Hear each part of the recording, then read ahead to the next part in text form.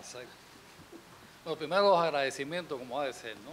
A Dios primero, a mi familia, al Festival Vista por esta lucha cultural que lleva a cabo, a Asne Rosas por la excelente portada que ha hecho para este libro, a la editora Neocruz Ediciones y a Idabel y Armando, que son los que mueven este aparato, a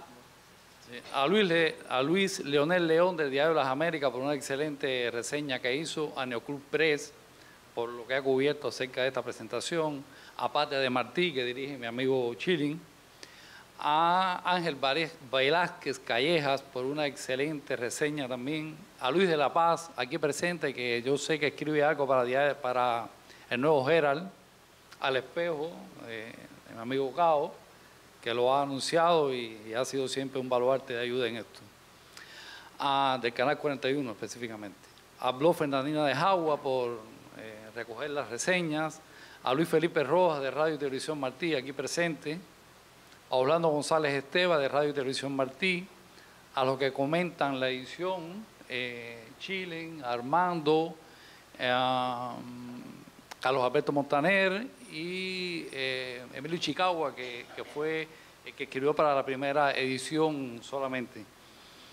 A los presentadores de hoy, por supuesto, a Ana, a mi amigo Cao, a mi amigo Chilen y a mi tocayo Armando Añel. Yo no sé si yo hablo, ¿se oye? Sin el micrófono, ¿se oye bien? A ver, porque es que es una complicación. ¿Ahora se oye bien ahí? Bueno, tú lo necesitas. Ya. Yo voy a ser como el personaje aquel de la Cenicienta, senador. ¿Cuánto te debo? Bueno, vamos a empezar por... Me he perdido. Bien, sobre las mitologías. Hay dos tipos de mitologías básicamente, que son las mitologías fundacionales y ancestrales, que son las mitologías que todo pueblo se dota de ella para explicar su origen. Ningún problema con este tipo de mitología. Hay un segundo tipo de mitología, que es con la que trato de ir con todas mis fuerzas, que es la mitología que se utiliza para manipular la realidad, que para manipular la historia, ergo son falsedades. Contra esas es la que voy. Básicamente se ha hablado acá de esas mitologías, de lo que trato de desmontar en este libro. Sobre el racismo, por ejemplo, y la ley de los derechos civiles, me gustaría abundar un poquito.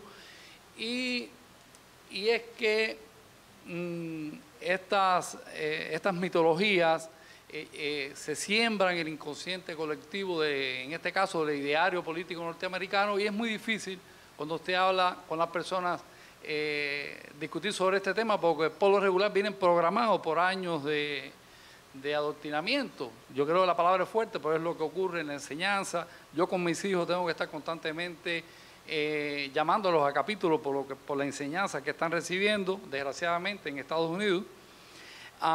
Por ejemplo, sobre la ley sobre el racismo y los derechos civiles en ambos partidos. Como ya se dijo aquí, el partido que liberó y que luchó contra la esclavitud es el Partido Republicano, y el partido de la esclavitud es el Partido Demócrata. Pero más allá de eso, más allá del hecho de la guerra civil como tal, las élites sureñas de este partido demócrata son los creadores del Ku Klux Klan, de las leyes Jim Crow, que se dedicaron después a tratar de coartar todo derecho civil a los negros, y posteriormente, como decía Cao, ya no es solo un problema de la historia. En el año 64, por ejemplo, la ley de derechos civiles se aprueba no por los demócratas, sino a pesar de los demócratas. O sea, yo cito datos, por ejemplo, el 80% de los republicanos en el Congreso votó por la ley de derechos civiles a favor de los negros, y solo el 60% de los demócratas hizo otro tanto. En el Senado la diferencia es abrumadora, solo 7 republicanos votaron en el Senado en contra de esta ley. Un dato interesante que, por ejemplo, el último senador vivo que fue miembro del Ku Klux Klan es un demócrata, es Robert Byrd. Byrd, ¿se pronuncia bien así? ¿Es así? Byrd hizo un discurso dilatorio en el año 64, obstruccionista, para ganar tiempo, en esos tipos de discursos políticos que se puede leer una novela para cansar al adversario. Como el de Ted Cruz. Como el de Ted Cruz, exacto, que leyó un libro infantil, por cierto. Este senador demócrata había sido miembro del Ku Klux Klan. Esto, por cierto, en el 2005, el senador Christopher Dodd, castrista consumado, dice en un homenaje al senador Byrd que de haber estado en la Guerra Civil Española hubiese luchado valientemente a favor de los esclavistas. Dijo que a favor de los que daban la libertad a los esclavos, es decir, los republicanos. Es decir, que tiene el descaro de manipular no solo la historia, sino la historia de Byrd. Reagan, por ejemplo, fue el hombre que dio la única reforma migratoria que ha ocurrido hasta ahora, porque los demócratas hablan mucho de eso, pero no ha habido ninguna reforma, ni ha habido nada en ese sentido, excepto hablar. Yo en el libro expongo unos hechos, yo ni siquiera digo que la reforma migratoria sea buena o sea mala, a lo mejor no es ni buena, yo estoy hablando de los hechos. Es decir, por ejemplo, unos cuantos años después de eso, ya hay 12 millones de indocumentados, es decir, que no se trata de decir que lo que ocurre aquí sea bueno o malo, sino de plantear los hechos tal cual ocurrieron y de que un partido no se atribuya los méritos que son del otro. Y sobre todo, no vamos a votar por ningún partido ni por otro, sino que cuando usted va a votar por un partido, vote por las razones correctas.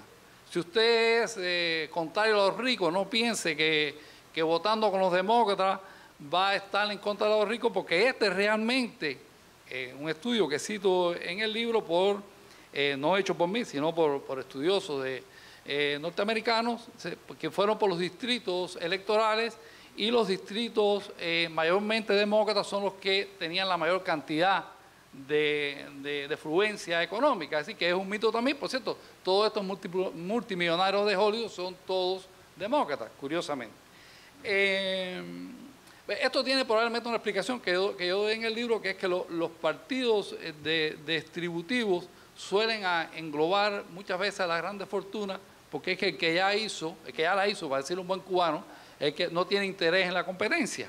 Si yo estoy multimillonario, ¿por qué usted quiere que compitan con usted? Usted quiere competencia, libre competencia, cuando usted es alguien de la clase media que quiere ascender en la escala social. Por eso quizás las personas que tienen sentido común se afilian a partidos que defiendan precisamente la libertad de comercio y que sean mayormente conservadores. ¿Cómo es que ocurre esta manipulación? Porque estamos hablando de los hechos, de hechos que están ahí palpables si uno mira un poquito y escarba otro tanto.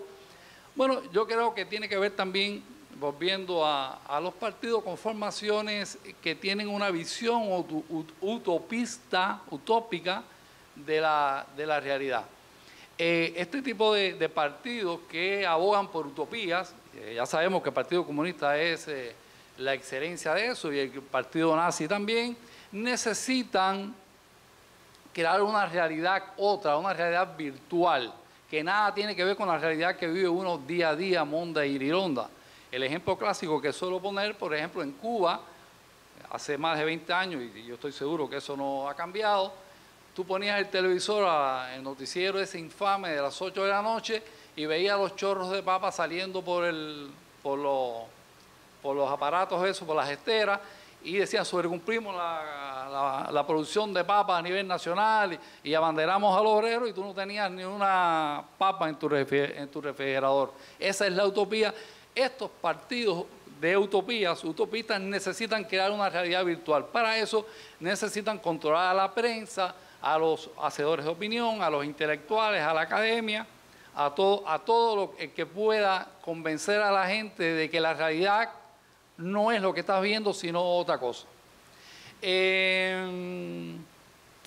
Este tipo de manipulación podemos darle un nombre, que es el marxismo cultural, pero yo creo que tiene un nombre más específico, que es el gramscismo, de Antonio Gramsci, el filósofo italiano del siglo XIX, que contrariamente a Marx, que planteaba la toma del poder político, Gramsci planteaba que lo correcto y lo adecuado era tomar el poder en los centros culturales, en los circuitos del arte, en la prensa, en la academia, en la enseñanza, en los sistemas impositivos, en el sistema judicial.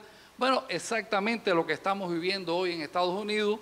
Y decía Gramsci sabiamente que el poder político les vendría después como la manzana que cae del árbol. Obviamente, tú no haces nada con tener mañana al más conservador de los conservadores dentro de la presidencia de Estados Unidos si todo este sistema que hemos mencionado está controlado por gente que va a, en definitiva, a manipular la realidad. Es decir, ¿cómo pudiera mañana Ted Cruz, en caso de que hubiese salido presidente de Estados Unidos, el mismo Donald Trump, si fuese presidente, cambiar ese sistema con las leyes y con el respeto a la ley, ¿no? Bien, en la primera edición del libro yo hablo de un fenómeno que ahora se ha agudizado, que es la latinoamericanización de Estados Unidos. Es decir, y los partidos políticos, yo hablaba del demócrata que estaba yendo hacia los márgenes, o sea, el control económico y mediático por una parte, pero usar los márgenes, los grandes sectores, vamos a decir,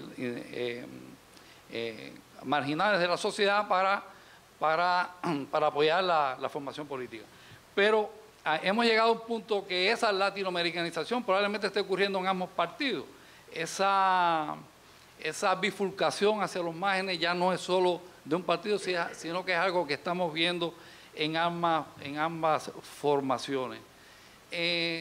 Estudiando sobre este tema de la manipulación de la realidad, yo me atreví a ir hasta la Reforma Protestante y el fin de la Edad Media y también creo que es un momento importante fue la Revolución Francesa.